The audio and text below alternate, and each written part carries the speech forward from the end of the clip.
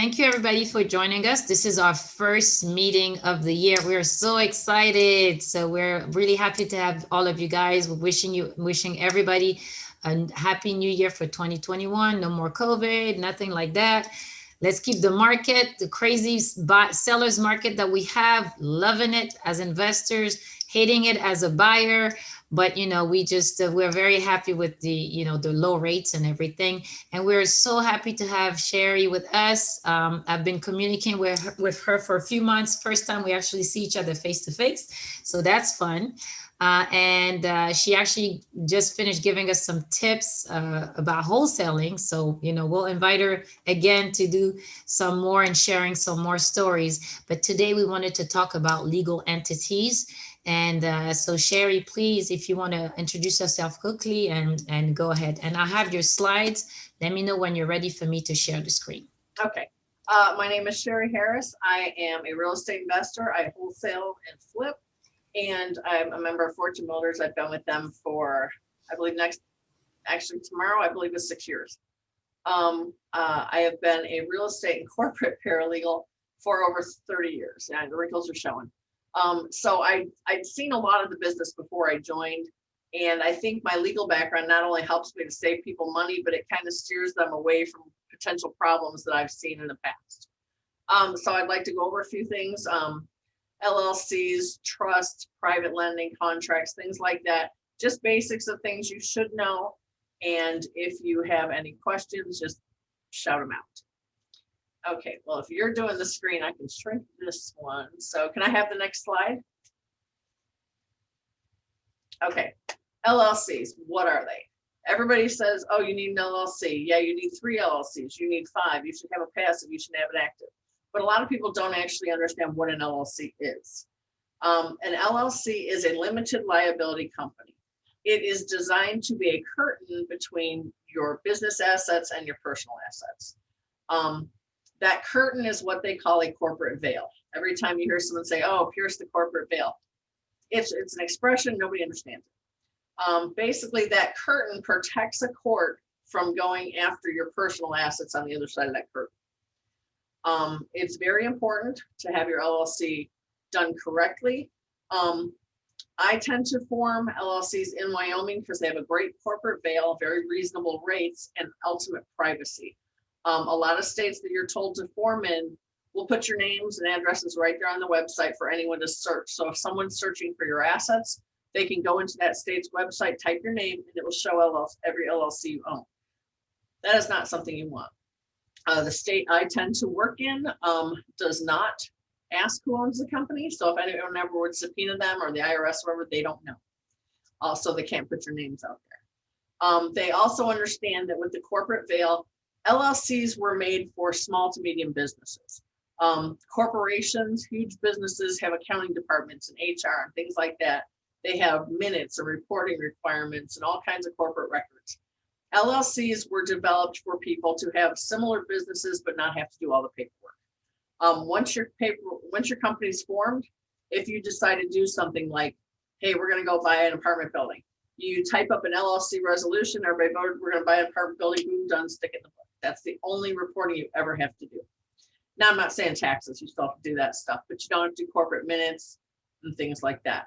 The LLC is also for people who don't know how to run a business. If you have a corporation, you've got all these accounting departments and different things like that. With an LLC, it's real simple. Your income passes through to you. So the LLC doesn't actually file taxes.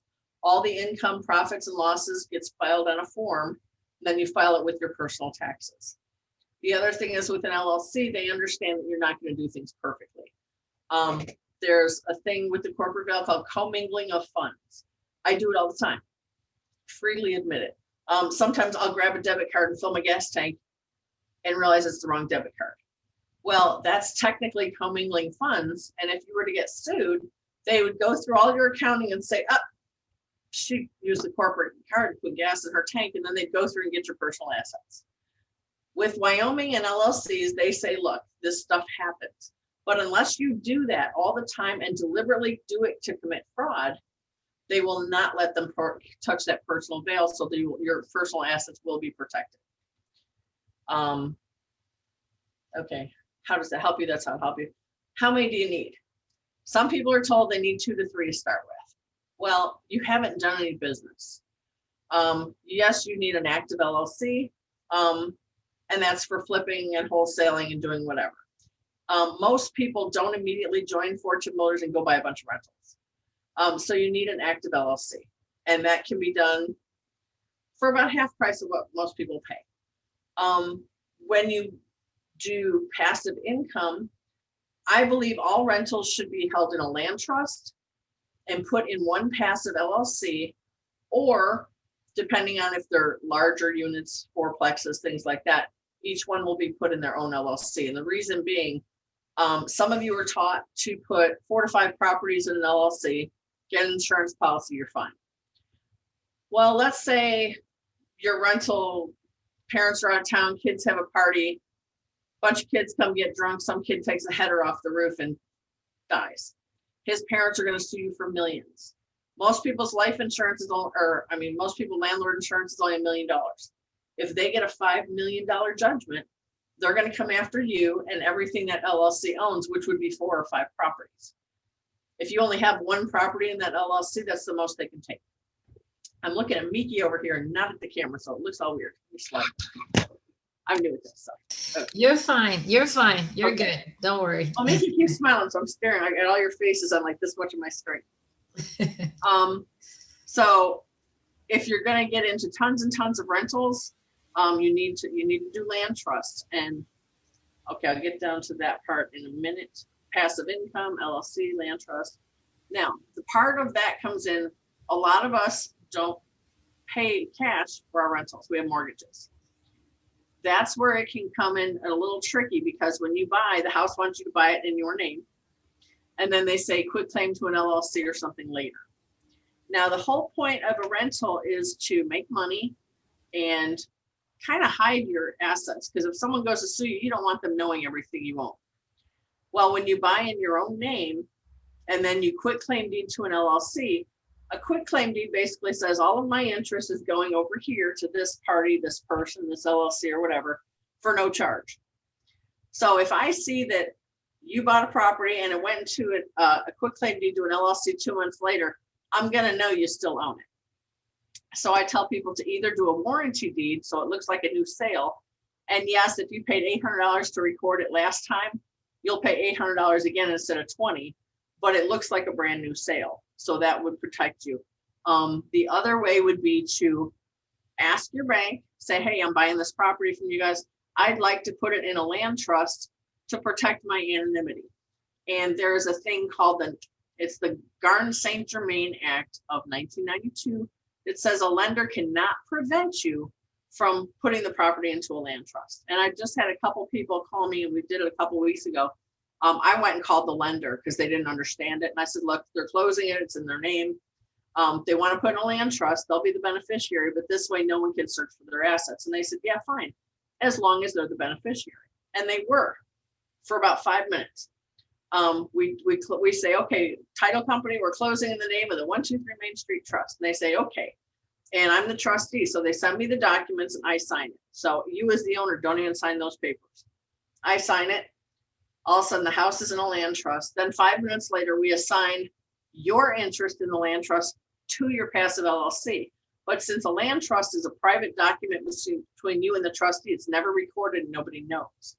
So that gets past the due on clause thing that banks, people say banks do. Banks never enforce that. But the reason you have your trustee do that is because when you buy a property, all of a sudden it says trustee, Sherry Harris is trustee, the 123 Main Street Trust. That's what shows up on the deeds, on the county.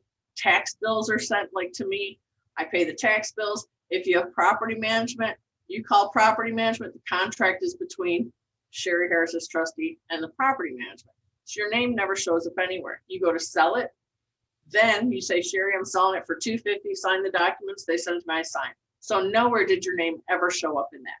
The only time your name showed up is when the property management company wrote checks to you. That's it. And that is the best way to keep anonymity on a rental. Same thing with the insurance. Insurance is made out in the name of the trust.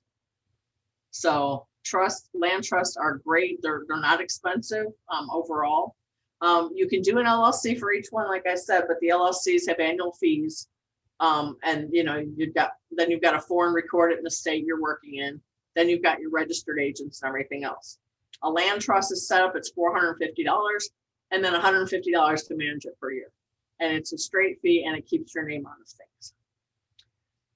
Questions so far?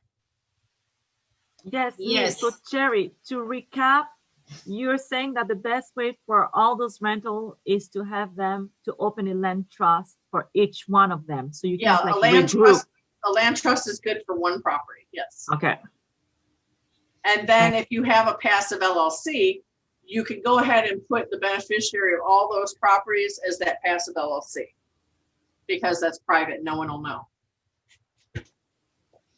And tell me those prices again. You said it was $400 for what? A land trust is $450, and then it's $150 a year to manage it. The $450 also the price varies. If you say, hey Sherry, I'm buying a property, we're closing in 2 weeks. I say, okay, close it in the name of this land trust with me as the trustee. That way the title I can draw up the trust and get it to the title company and they can send me the paperwork to sign. That's $450 and 150 years to manage. Now, if you already have rentals, the land trust cost is the same, but we're going to have to draft the deed to transfer it from you to the land trust. And that's when you have to decide if you want a quick claim deed, which doesn't make it as anonymous if someone decides to track it back, or if you want to do a brand new warranty deed. And then you would know the cost because whatever you paid to record it when you bought the property is the same amount you would pay to record the new warranty deed. Now, Sherry, one question. So as you know, the county keeps tracks of all the transactions on the property. So at some point, it's not removing the fact that you owned it at some point, right? The history. Oh, they don't have a copy of the land trust. So let's say you buy a property, and are you going to close it in the name of the land trust, or do you already own it, Marcel?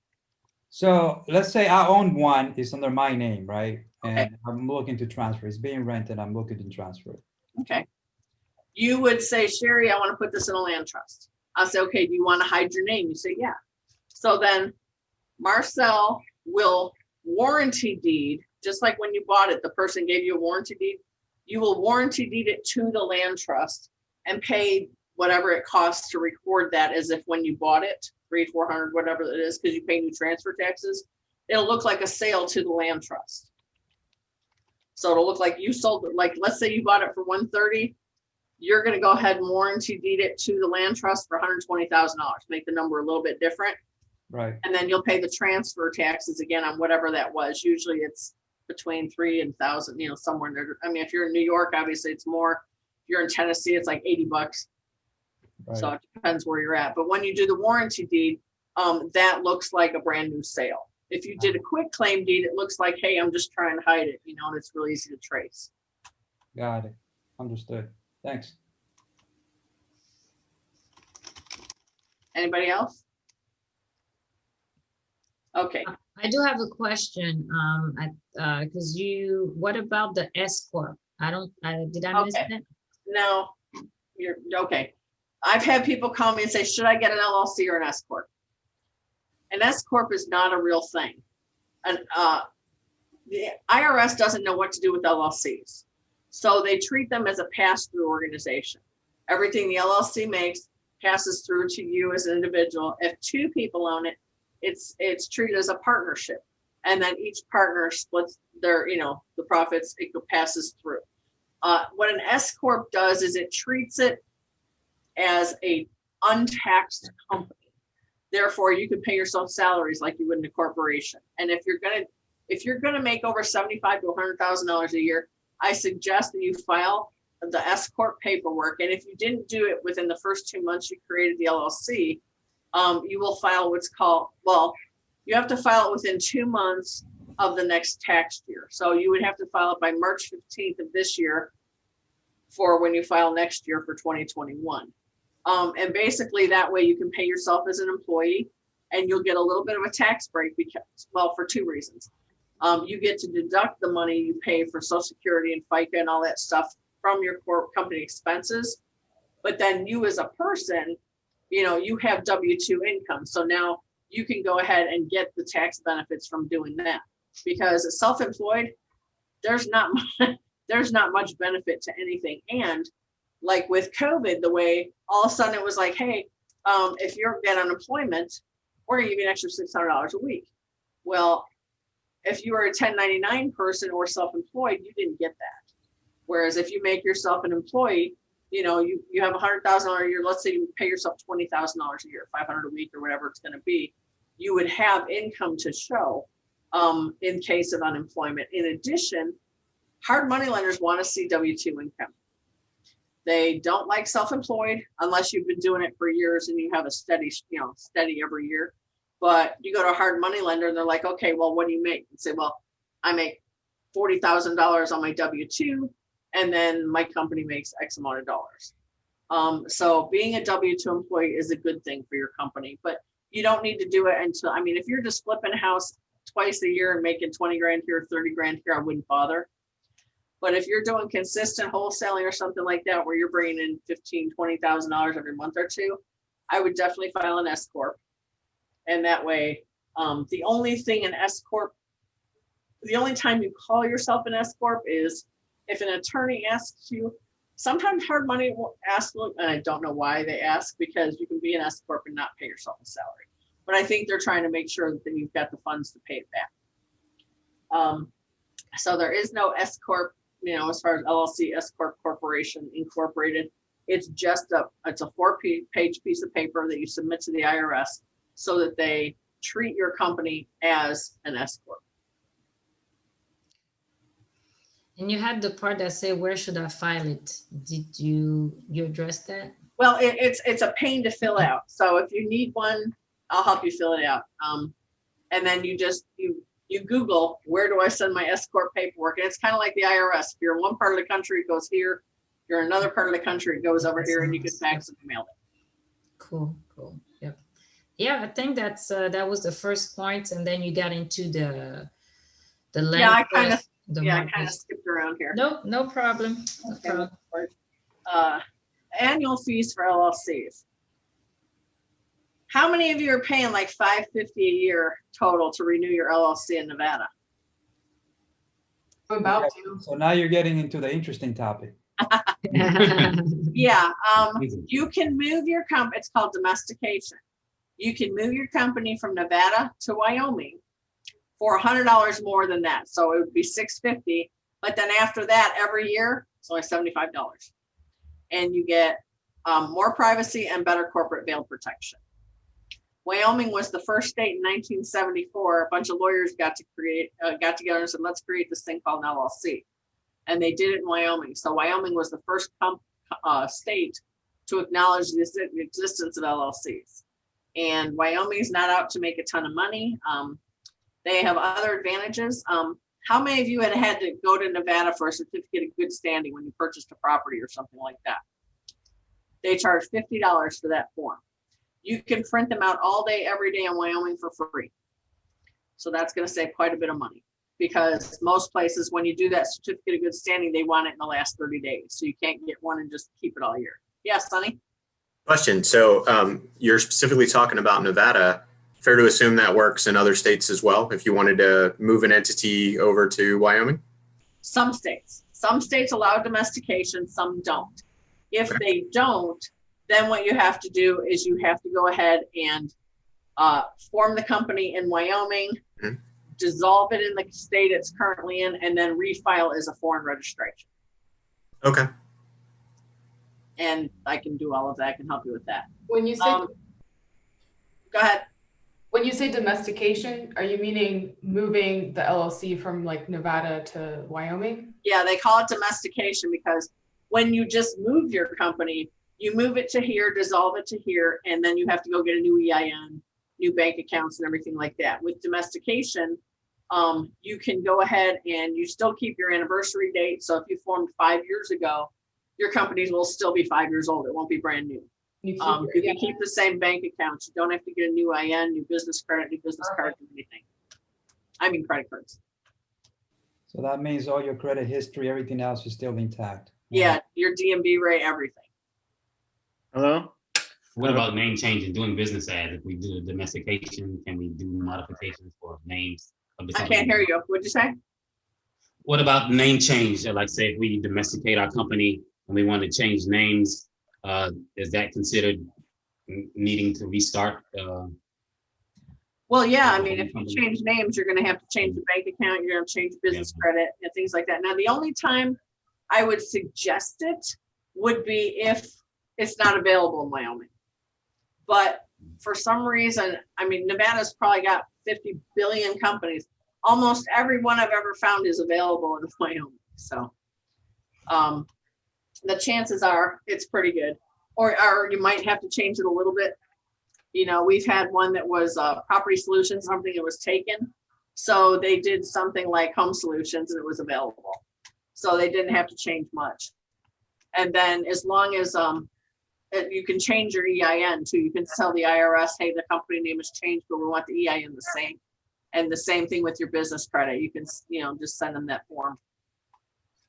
Yeah, just to clarify, I believe you mentioned DBA, right? So you're not actually, are you intending to change the actual name or just creating an alias so you can do business as a different name, but still maintaining the original name?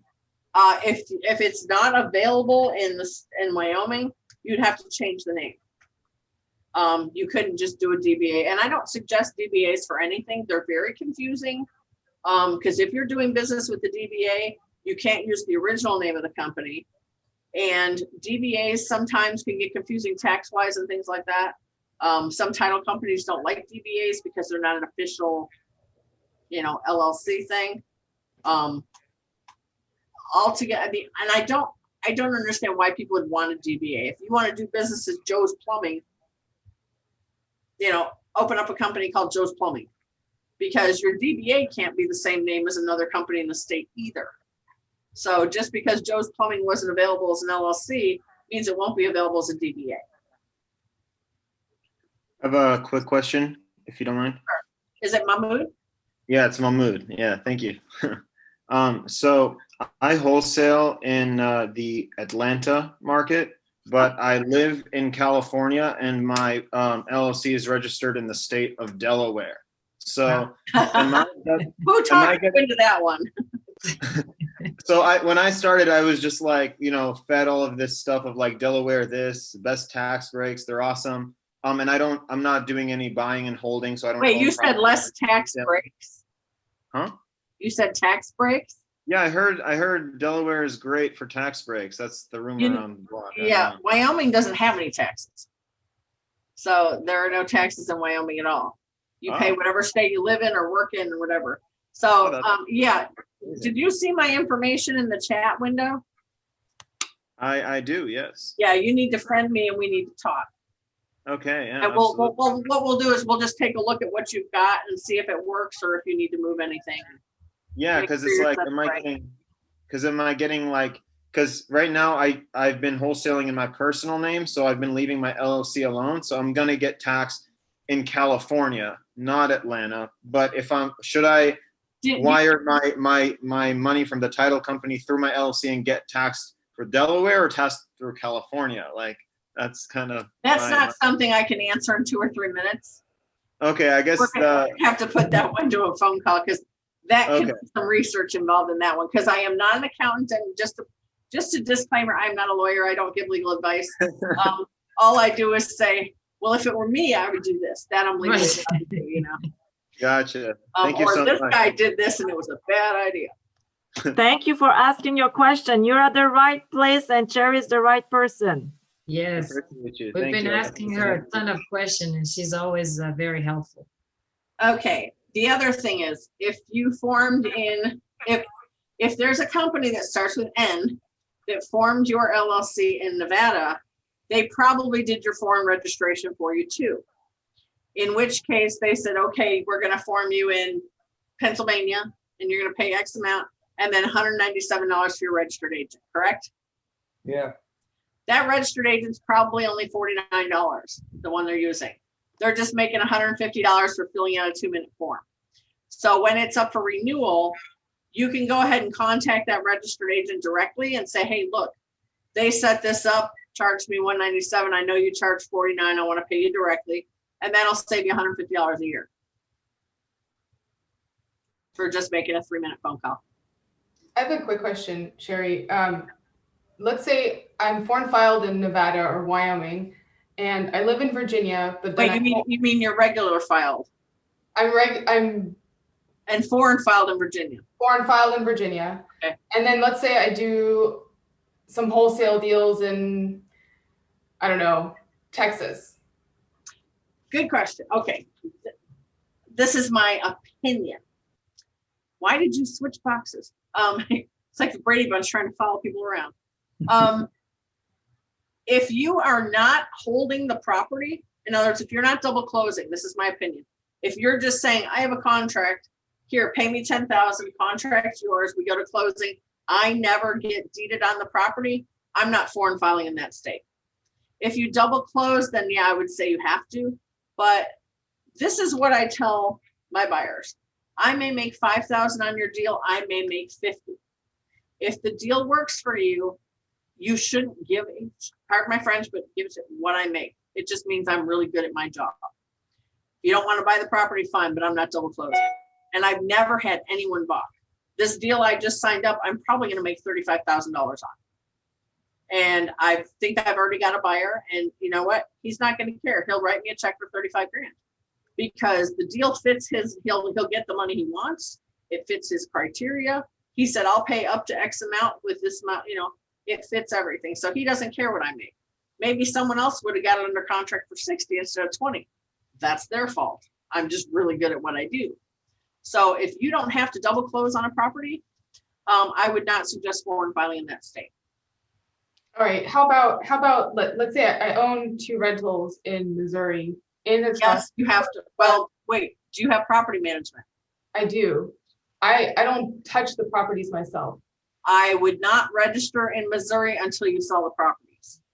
Okay, so the company that starts with an H told me to foreign file in Missouri because of that. So it's held in my holding company, and each of those 2 houses are held in their own trust in the holding company, and they had me foreign file the holding company in Missouri. Is that wrong? Not bad.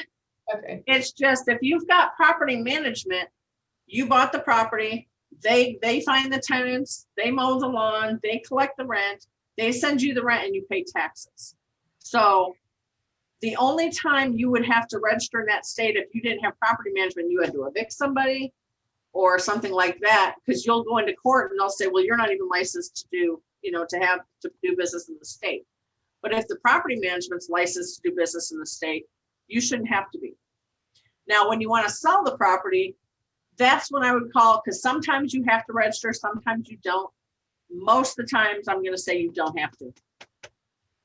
If you're not actually doing business, like I could go buy a house in Hawaii tomorrow for my vacation home, and then I could sell it next week. I don't actually have to register my business there, you know.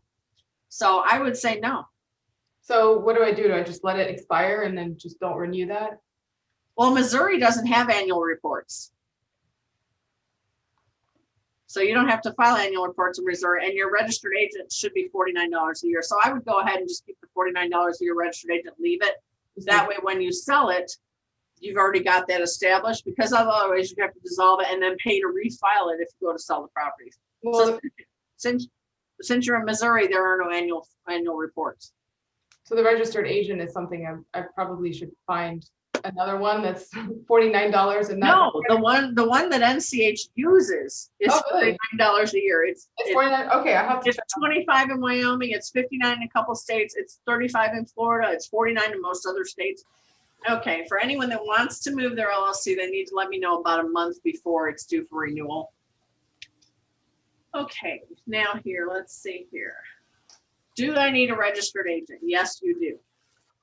You should not be your own registered agent, because a registered agent is someone who is available every business day of the year at a specific address from like 9 to 5. And even if you work at home, you're going to go to doctor's appointments, you're going to go to lunch, you're going to go shopping.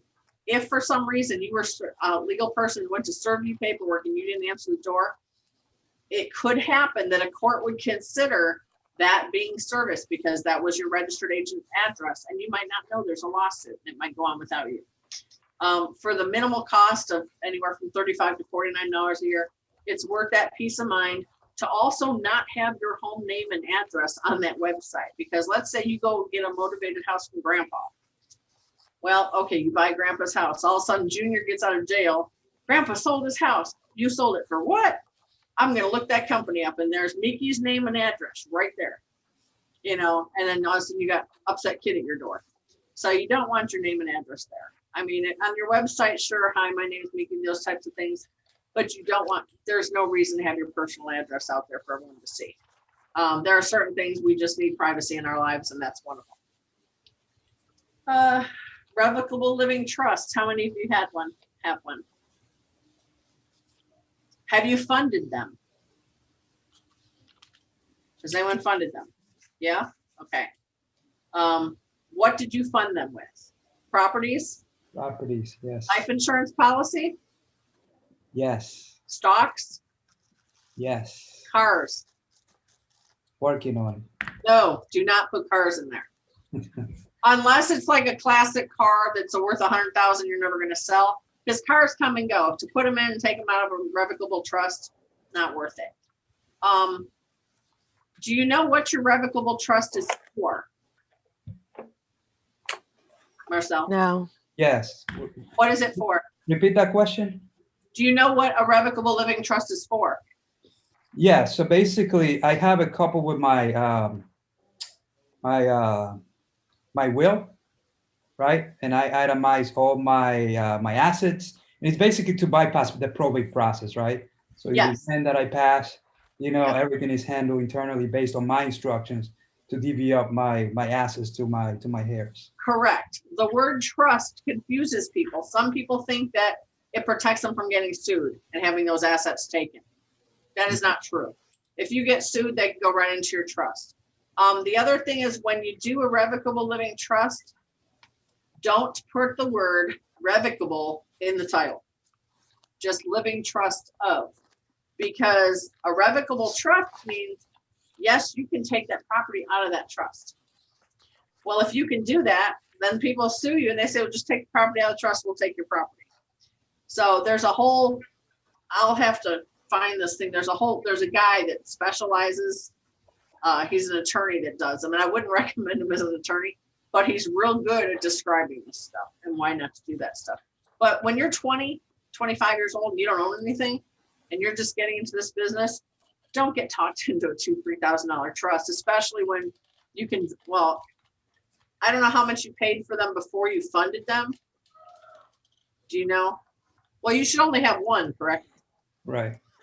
Okay. Do you know what you paid for it? Couple thousand? Probably. And then did that include all the deeds and everything else that they put in there? Yes. Okay. It's been a while. Don't quote me on any of that stuff. It's been a while since I did that stuff. You Well- also explain what you mean by funding the trust? Isn't it? Well, saying- A revocable living trust is a document that says this is a trust that can hold assets. Well, let's say you have a personal house. You have to deed it to the revocable living trust and put it in the trust. Just like a land trust, similar. You know, the deed of your house is saying, say Sandra Deb would say, it would deed to the revocable living trust of Sandra, you know. You have to fund it. Otherwise, there's nothing. You can't just say, oh, I have a living trust. Well, there's nothing in it. You have to literally change deeds and titles and things like that. Like your life insurance policy, instead of your name would be your living trust name. And that's how you fund it. And then you need to appoint executors, things like that. Great question. On the trust part that you're just talking about, so when I started funding the trust, we moved a couple of properties into it. Okay. But as I'm listening to you talk about the conversation around quitclaim deed and warranty deed, I'm pretty sure, you know, since they were just doing it on my behalf, I'm pretty sure they just did quitclaim deeds. That's fine for a revocable living trust because you're not trying to hide the fact you own it. You're just basically putting in there so if something happens to you, it doesn't have to go through probate and all that stuff. Okay. With a rental, you want the anonymity. That's why you would do the warranty deed. So one's a rental, one's the house I currently live in. right? And I think they did both as a quit claim. But again, I'm typing up an email for you because I'm definitely going to reach out so I can talk to you more. Yeah, because your rental, what you can do is you could also do the land trust and put the land trust in your revocable living trust. So, and then you'd still have the anonymity. So we'll talk and we'll go through things and make sure you're set up okay. Okay. Who's been a private lender who wants to be? Otto, Steven, okay. Me too. I just don't have enough money. Someone said if you had $1 million, what would you do? I'm like, loan it out at 15%. So, okay, here. Private lender docs. A lot of people have been calling me, having me review things because they lent $20,000 or $30,000 to someone. Turns out, second position, third position, fifth position, and all they got was a promissory note. Well, if a promissory note is not tied to a specific property, you can't force a sale or anything like that. Or if they sold the property and didn't pay you back, really not a lot you can do. If you're going to lend money, it's very, very important to have the right documentation, whether you're first position, second, or third. A deed of trust or a mortgage, depending on what state you're in, you'll need the deed of trust or mortgage. Does anyone know the difference between the two? No. Okay. A deed of trust is a non-judicial mortgage. So if I screw up on the loan and you have to foreclose, you go, hey, I'm foreclosing. You get the trustee, you put a notice in the paper for 3 weeks and you auction on the courthouse steps, it's done. You don't have to go through the court. There's no forbearance. There's none of this stuff. With the mortgage, you're going to have to go through the foreclosure system with the courts, just like everybody else that's in line now for the next year trying to foreclose on a property. There are a lot of states that are deed of trust states, a lot of states that are mortgage states. So be aware when you're lending, if you're at all unsure, if it's your first time, things like that, give me a call. We can walk through the deal, make sure the deal's good and everything else. Someone just posted today on Fortune Builders asking what happens if something happens and there's not enough money when the house is sold to even pay the first lender or the second lender. Does the second position get anything? And unfortunately, the answer is no. So if you're lending in second position, make sure that there's plenty of padding in case that thing goes sideways. But you also have the option to try to negotiate something, though. I mean, you can. I know if you're second position, you're not going to be able to enforce it. Or I mean, if there's no money, you can't enforce. But you might be able to sign a contract with the person for some type of repayment or something.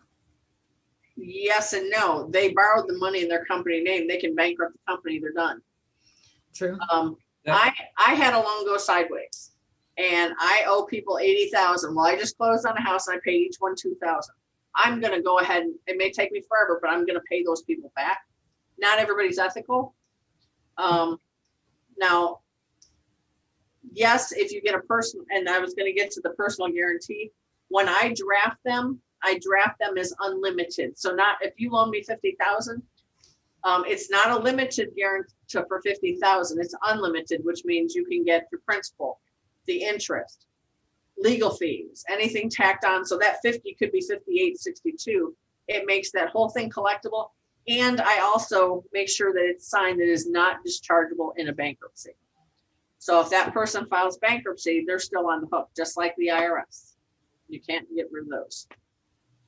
However, if you're going to ask for a personal guarantee, and some of us, we don't have a lot of skin in the game. We're starting out, we don't have assets worth $100,000, $150,000.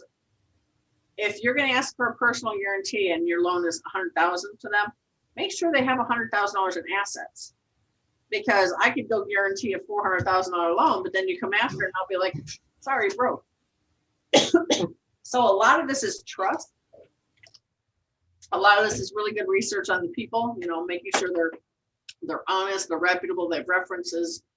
The other thing I do is a loan agreement. The loan agreement kind of backs up the mortgage or the deed so that if something goes awry with the mortgage, you also have a loan agreement saying you loaned them that money and that they have to pay it back. So that can be enforced in court also when the house is sold. Promissory note, same thing. And when you have a promissory note signed by your borrower, make sure you get the original. At closing, they need to send it out into the mail to you that day, because technically you cannot collect on that loan without the original promissory note. Does anyone know what a bearer bond is? It's a bond that if you found in the street is yours and you can cash it. That's why in the movies, they're like, we got all the bearer bonds, you know. Promissory note's the same thing. It could be made out to you from me, but if we lose the original and someone finds it on the street, they can collect from me. So always keep the original promissory note. It's like gold. Keep it in a safe deposit box or something, fireproof safe. And then when that loan is paid off, you write paid on it and send the original back to the borrower. Okay, and if anyone wants to lend, I charge $350 for the loan packet. And I draft all the docs and get them to the title company and everything. Can I have the next slide? Okay. Okay, does everyone have a will, living will, durable power of attorney? Otto, good. Sonny? No. No? Okay. If you, I tend to get a little weird, but that's me. If you were struck down with COVID tomorrow and put on life support, your spouse, do they know what you want? Have you discussed it? And let's say you're separated or you're divorced, but you didn't update your living directives. Now your spouse is still in charge of whether they pull the plug or not. So if they don't like you, that's probably not a good thing. Those are, well, it's important to have your wishes known. Right. And sometimes, especially with the living will, you can make it easier on a spouse or somebody by saying, if a doctor declares me brain dead, feel free to unplug me and don't give me artificial feeding. You know, that way your spouse doesn't have to go ahead and make that decision and feel that they've got that burden on them. It's very important to have those documents. And the durable power of attorney for healthcare, I forgot to write for healthcare, is very important, because if for some reason you get, let's say you got in a car accident tomorrow and you didn't have one, you didn't have a durable power of attorney for healthcare, they would have to go to court and get permission to make decisions and pay your bills and care for you. Whereas a durable power of attorney goes into effect the minute you become disabled. So it's already there. So if something happens, yes, I have this, and then they can go ahead and take over and do everything. Because you don't want the court making decisions for you and your things. If anyone needs those, let me know. Life estate deeds. If you are, let's say you have a house or your parents have a house and they know they're going to live in it till they pass. They don't have to do land trusts or anything like that. They can do what some states call a ladybird deed, a life estate deed, quitclaim deed with reservation of life estate. Basically, they say, hey, Marcel, I'm quitclaiming deed this house to you with reservation that me and dad get to live here till we die. So technically you own the house, but they can live there till they die. And when they pass, you already own it. So there's no inheritance taxes, there's no probate on it. And it's literally something that you can draft for $150 and file at the courthouse for like 20 bucks. So if someone knows that they're going to live, now I've seen people do it where they're in their 50s or 60s and they do this. And then when they're 70, they're like, you know what, we want to go into a retirement condo or something like that. They have to get the kids to deed it back to them. Well, there was a couple that didn't have very nice kids and the kids wouldn't do it. So make sure you like your kids. Make sure your kids aren't going to screw you. You know? Well, these are things I don't know all your kids, you know.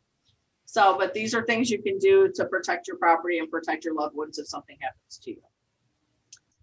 I don't know how much time we got left. You're good. We usually we try to be nice to our host and release them at 8. Okay, I can do that. Okay, lease options. Does anyone know what they are? Yes. Subject twos. Yes. Contract for deed.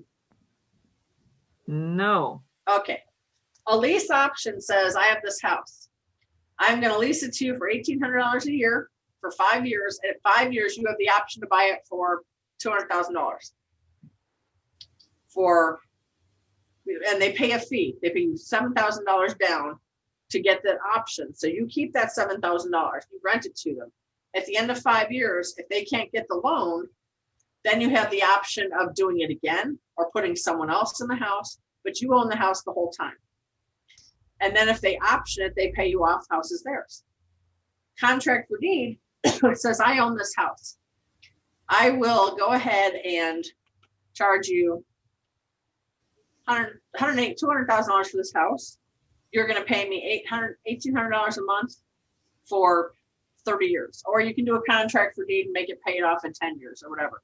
But that goes to the courthouse and gets recorded so that the title stays in your name until it's completely paid off.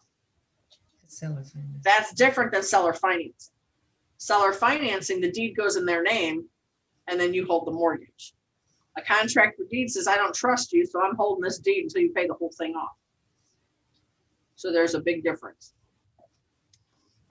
That goes along, the lease options go along with subject twos. Because in this, I think we're going to run into tons of subject twos with people facing foreclosure, where it's like, pay $8,000. Yeah, I can assume your debt.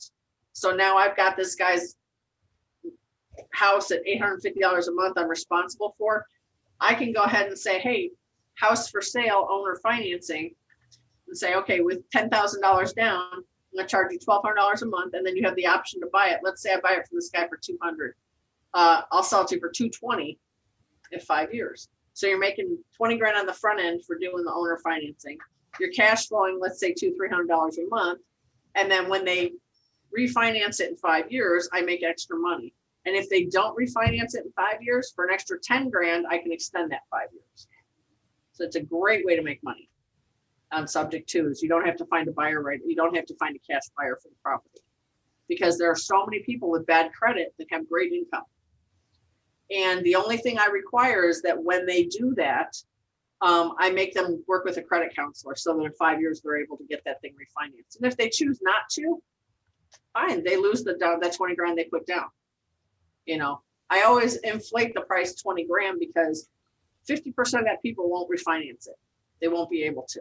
And the 20 grand's mine. If they go ahead and say, yes, I can refinance it, well, I tack that 20 grand onto the price of the product. So it's technically mine anyway. So I spend it, of course, because they don't get it back. So a question though, the lease options, I've seen somewhere it's not only the heavy, the down payment at the beginning, but at the, depending on the way you write the contract, the buyer can also pay a little bit extra per month that's supposed to go into an account. Have you seen those? I've seen that's rent to own usually, which is similar to a lease option. They'll say, hey, rent it for 2 years and I'll put $100 toward your rent every month toward the purchase price. Right. Yeah, you can do that if you want to. I've done 3 of them, and I told the people this is what's going to be, and they're like, does it go toward the mortgage? I mean, no. If you could get a mortgage, go get a mortgage. I'm keeping this as extra payment because I'm trusting you, because you don't have the credit to get a mortgage, because they don't know that your actual payments say $900 a month and you're making 12. You just say, look, I have to go ahead and, because you're paying the taxes and everything else on it. Well, kind of. On a contract for deed and some lease options, you can make them pay for everything. Your repairs, water bill, garbage bill, things like that. And that's when you can adjust the rent, if they were going to pay for everything, say, okay, you're going to pay me $1,200 a month. Act like it's your house. You pay for, minor repairs, plumbing repairs, things like that, wear and tear, the garbage bill, mowing the lawn, taking care of all that. Yeah, I might give them a credit, but I haven't so far, and they haven't asked for one.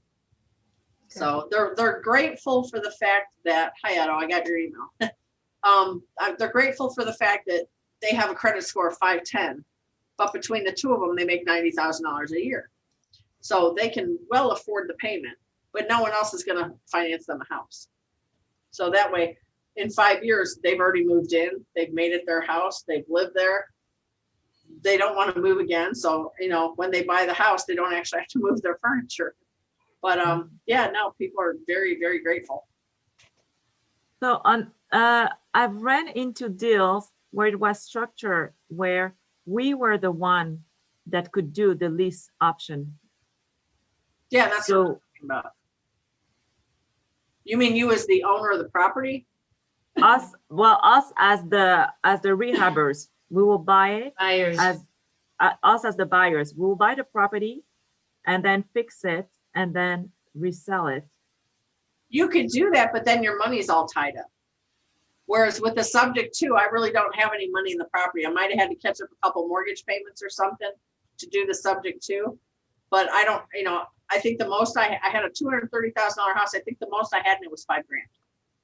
So, I mean, if you pay 50,000, 100,000 cash for a property, then you do a lease option, your 100 grand's tied up. You know what I mean? So I'm not sure, unless you did a cash out refi maybe or something, but.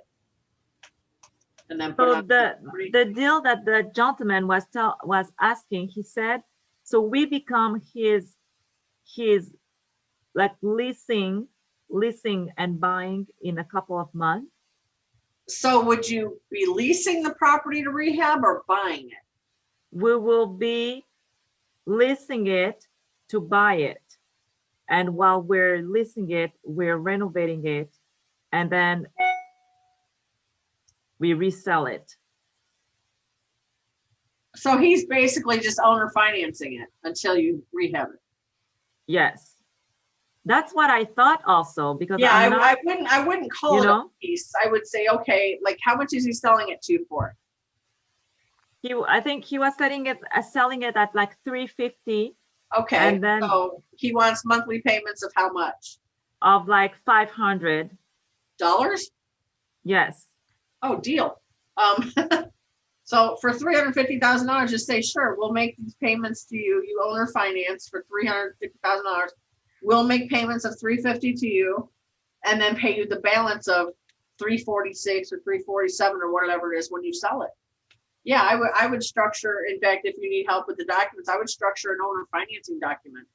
Okay. I would make him a banker, like a private money lender. But you won't call it a lease then? No, and the title has to go in your name. That's the I key. would not leave, Ah, I would not leave the title in his name during Yeah. that. I That's would the say, key. great, we'll write this up. You can be a private money lender. We'll pay you 8% interest, whatever, you know, come up with a nice number. But the deed goes in your name, because if the deed goes in his name and you have it and he screws up stuff, Yes. he's got a rehab house. yes, For free. for free, yeah. Yeah. So yeah, make sure that goes in your name. And you can always refer to me as your legal team and just say, hey, let me talk to Sherry on our legal team and she'll go over things with you. So. Subject twos, has anyone done any? Not yet. They can be a little bit tricky. Just overall, this is what I do because the loan is in the guy's name. First thing I have him do is sign a power of attorney granting me, my company, access to service his loan. Then we put the house in a land trust, file the land trust, and then he assigns the interest to me. So as far as the bank knows, it went into a land trust. They don't know I own it. And that way I can service the loan, I can refinance the loan, I can do anything else because I have his power of attorney. And we do not have to go to closing. I mean, if you don't need title search and things like that, you don't have to go to closing on it. You can close it. I closed one for someone in my office because I'm a notary. We just signed all the documents, boom, done. And then he did the same thing, got $10,000 from somebody, had somebody in there renting 4 days later for like 400 cash flow a month. Can you repeat that one more time? That's very I interesting. don't remember what I said. That was You're gonna have to watch the replay. awesome. It What was are the- great. what are the Recording this. instruments? What are the instruments? For a Again, subject to, let's say the guy's name is John Doe. John Doe has a house and he has an FHA loan. John says, I got to sell my house. You're like, well, I'm not going to buy your house like that, but I can assume your debt. The loan will still stay in your name. However, your credit's going to be good because I'll be making all your payments and things. He says, okay, fine. Well, he's got an FHA loan. You can't just put the deed in your name and hope no one notices because the loan's staying in his name.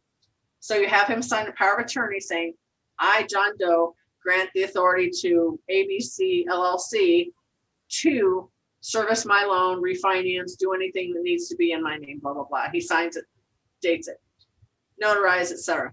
Then we put the house in a land trust. John Doe to the 1090 Forest Drive Land Trust. That's done with me and trustee. File that. Bank says, what's going on? Oh, I put it in a land trust to protect my assets. Okay. Oh, by the way, I'm traveling a lot. Everybody becomes a truck driver with me because I was a truck driver. Say, I'm a truck driver, I'm traveling a lot. I've authorized this company to handle everything on my behalf. Here's the power of attorney. Okay, fine. Well, then he assigns the beneficiary of the land trust is from him to my company. So now my company owns the land trust, which owns the property, but the loan is still in his name. So the only thing he has to do is when I pay that off, he signs a document that says he will go ahead and put it in my name, put the deed in my name. So you're not actually putting the deed in your name right at the onset? It's still in. No, because it's a land trust. So technically I own the land trust. I will deed it to my LLC later, but the land trust is on the deed. What if he refuses to sign the deed over to you once it's well, he technically doesn't have to because he already assigned his interest in the land trust to me. So he really doesn't have to do it.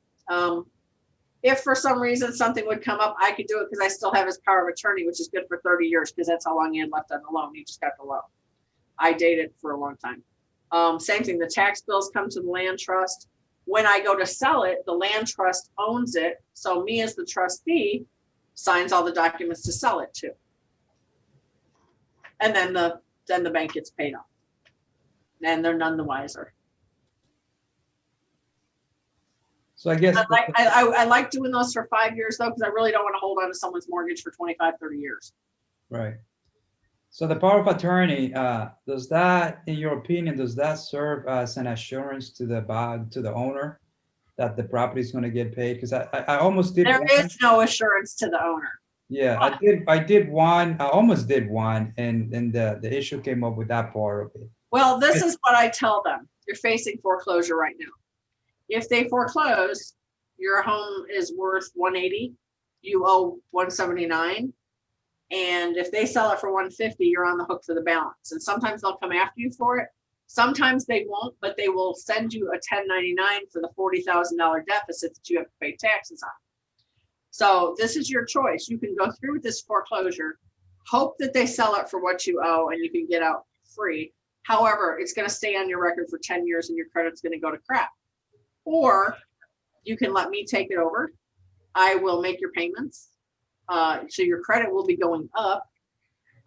Your credit score will be going up. You'll also have the ability to buy another piece of property because if I do agree to estoppels. So let's say 4 years down the road, his credit's better, he can buy a house.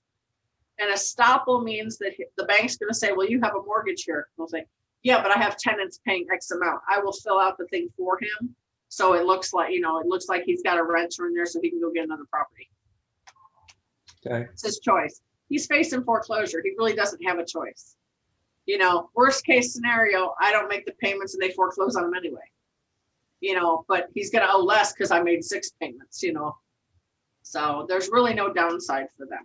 The people will say, well, I don't want the loan staying in my name. Okay, what's your other option? Not to be mean or anything, but the loan stays in your name and your credit's crap anyway. It's not like if the loan comes out of your name, you're going to have a 800 credit score. It's 550 now.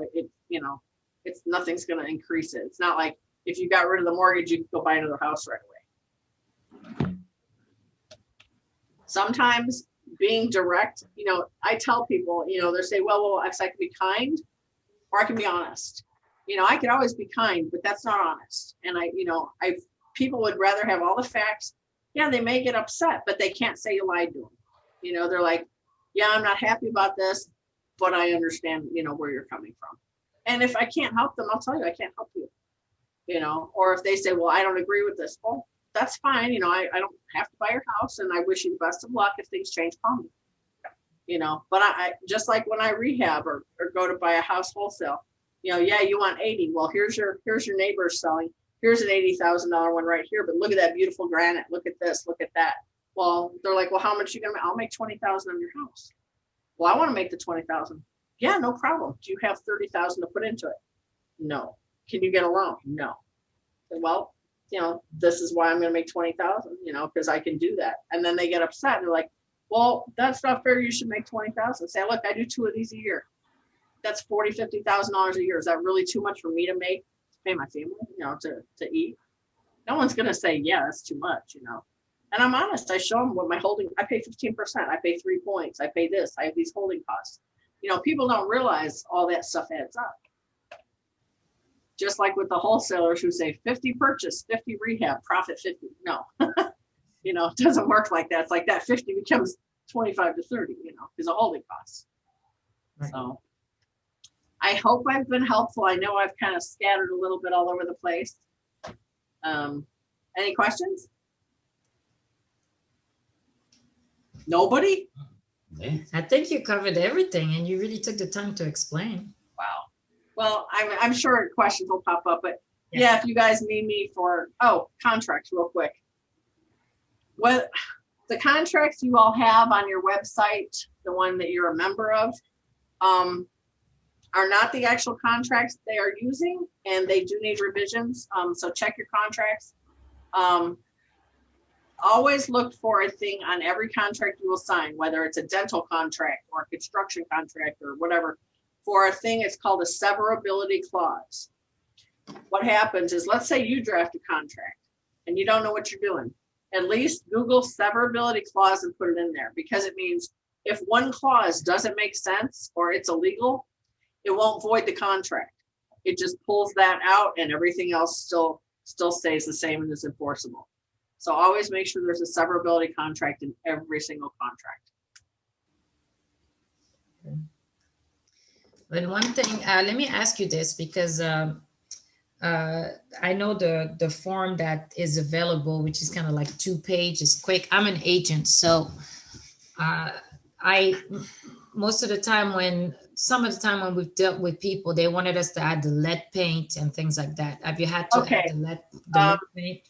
When you're buying or selling? Buying. Okay, well, when you're buying from a seller directly. The seller the seller has to disclose lead-based paint to you. And I know, but I was sending the contract, so they wanted us to add the lead paint page to the contract. Yeah, sure. Don't matter. Have you had? You can go on the EPA website and print out the pamphlet. No, I mean, I have access to it, but I'm asking, have you had to do that a lot with your? I've never had to do it. Okay. No one's the motivated sellers.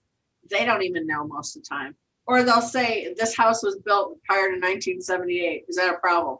Say, not unless your kids are chewing on the windowsills. And if they are, you're not training them very well. But most of those houses have had new boards put in, new windows put in. Most of that lead-based paint's not there anymore.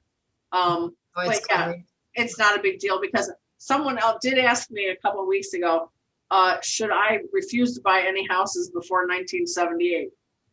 Like, if you do that, you're probably never going to get a house.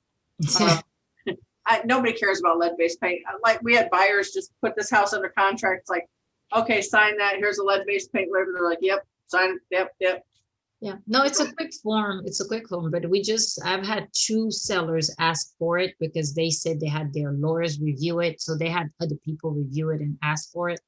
But just like, what state are you in again? Maryland or? Maryland, DC, and Virginia. Okay. Most states have disclosures that you have to fill out. That's for realtors. Yep. That's for an MLS contract. If I'm buying it 2 pages, yep, I'll buy it as is, blah, blah, blah. They're like, do we need to fill out whether we know this, whether we know that? Of course. I mean, no, they don't. But if they want to, that just helps me. They're like, because we had this problem fill it out. And I'll print one and have them fill it out. Yes, there was this. No, it's not in a well. Yes, there was leaking. Yes, the basement's cracked. Sure, fill it out. If they want the lead-based paint, it's not going to hurt you in the least. No. You assign it, the person you assign it doesn't care, Right. I was going to ask you one more question and it just escaped my mind. For contracts. I think it'll come back to me at some point. I have a quick question about the resident agents. Like you were saying that it's easy to change a resident agent by submitting a form. Well, you're not going to change him. 99%, well, 99% of the ones NCH did for you guys is the actual agent you're using. It's just, they're actually cheaper. So just call them. And then you don't have to make the change on the state website because you're still using the same agent. So like if we have the principal residence, if we were to submit a form to change that. Okay, well, on your annual report, you should be able to change that. Okay, because they always show the history on Maryland's site. That was what I was The concerned with. history you can't change. Most people aren't going to look at the history to see if your name or address has changed. They're Okay, just going to look and say, boom, boom, boom. You know, your principal address, mailing address, resident agent should all be the same. okay, Just like if I form your companies in Wyoming or something, your principal address, your business address, your registered agent address is all 30 North Gould Street, Suite R, Sheridan, Wyoming, 82801. Mm. So, and just to let you know, if you need new LLCs formed, it's about half of the cost, if not less, of what you were charged before. I think that's $1333 is what they're charging to form in Wyoming.